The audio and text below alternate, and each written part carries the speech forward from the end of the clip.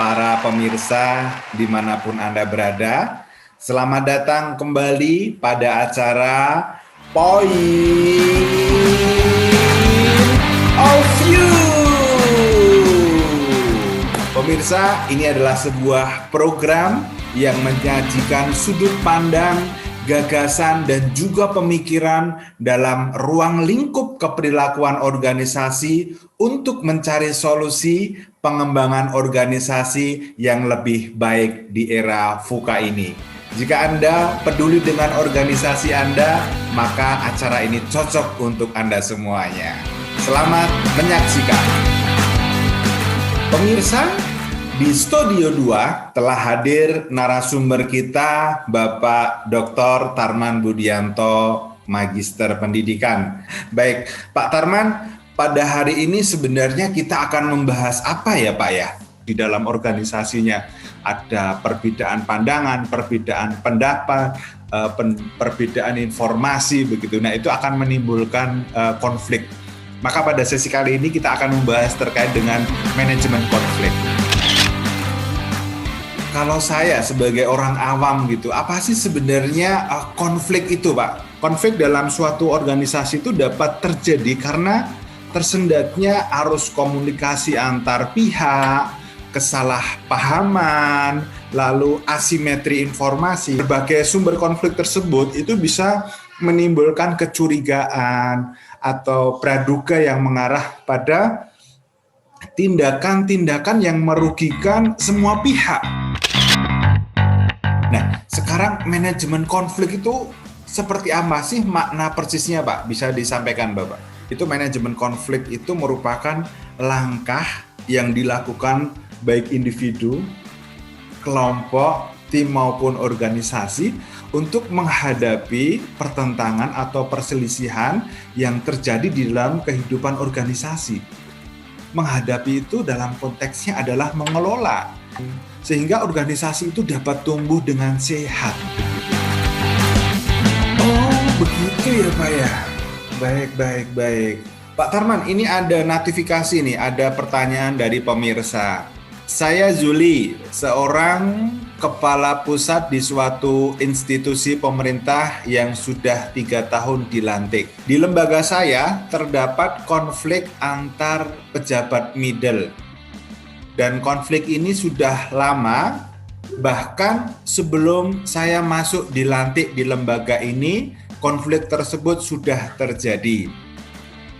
Pertanyaannya, bagaimana cara mengatasinya? Mohon sarannya. Baik, terima kasih Bu Yuli, luar biasa. Salam sehat selalu Ibu.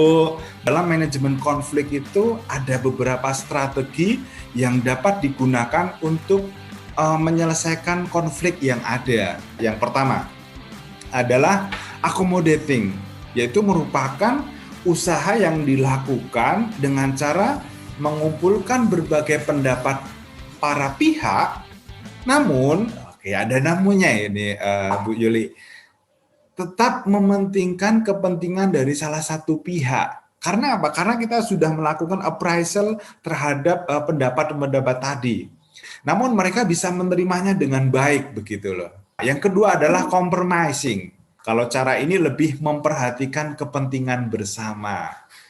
Dengan tetap mendengarkan pendapat dari semua pihak dan memutuskan jalan keluar dengan tetap mementingkan kepentingan bersama. Yang ketiga itu adalah collaborating. Collaborating ini merupakan cara untuk menyelesaikan konflik dengan bekerja sama yang hasilnya memuaskan semua pihak. Baik, sebentar Pak Tarman, sebentar. Lalu kalau begitu Pak Tarman, sebenarnya bedanya antara collaborating dan compromising itu apa ya Pak ya? Jadi kalau kolaborasi itu dia lebih pada bagaimana untuk mereka saling melengkapi. Kalau kompromi itu lebih kepada bagaimana kita bisa merelakan salah satu kepentingan kita demi kepentingan bersama. Demikian ya Mas Budianto ya. Oh Oh iya, iya, iya. Keempat adalah avoiding. Adalah sebuah upaya untuk menghindari sebuah konflik. Kita sebagai seorang pemimpin, para pemirsa, tidak semua konflik kita accepted, kita akomodir gitu ya. Ada yang perlu kita ignore. Nah, ignore itu menghindari. Jadi kalau misalnya konflik itu tidak memberikan dampak yang signifikan terhadap organisasi, itu adalah salah satu yang bisa kita hindari. Sehingga energi kita bisa kita fokuskan pada tujuan organisasi. Yang kelima adalah terkait dengan competing. Nah, tuh. Jadi kalau dalam istilahnya, baik silahkan presentasi, apa strateginya, lalu kita bandingkan mana yang lebih baik, mana yang memiliki resiko terkecil, sehingga keduanya itu bisa saling memahami. Oh iya, ternyata strategi atau pendapat saya itu ada kelemahan dan ternyata itu bisa ditutupi oleh pendapat atau pemahaman dari pihak yang konflik tadi. Baik, terima kasih Pak Tarman, luar biasa ini. Pak Tarman, mohon izin, ini ada satu pertanyaan lagi nih Pak. Apa benefit atau manfaat yang saya dapatkan ketika memiliki kompetensi manajemen konflik yang baik? Oke, baik. Silahkan, monggo Pak Tarman. Pertama adalah meningkatkan kinerja dan keaktifan pegawai. Dengan kita bisa mengelola konflik ini, maka energi dari para pegawai kita, energi dari para pemimpin yang berada di dalam organisasi pada level apapun, itu akan tercurahkan pada keberhasilan organisasi begitu. Terus yang kedua, itu mengembangkan kemampuan karyawan. Jadi dengan adanya manajemen konflik ini secara tidak langsung akan mengasah kemampuan para karyawan untuk lebih berpikir logis, berpikir kreatif, dan berpikir rasional gitu. Jadi pegawai akan ikut memikirkan bagaimana penyelesaian konflik yang sedang terjadi begitu.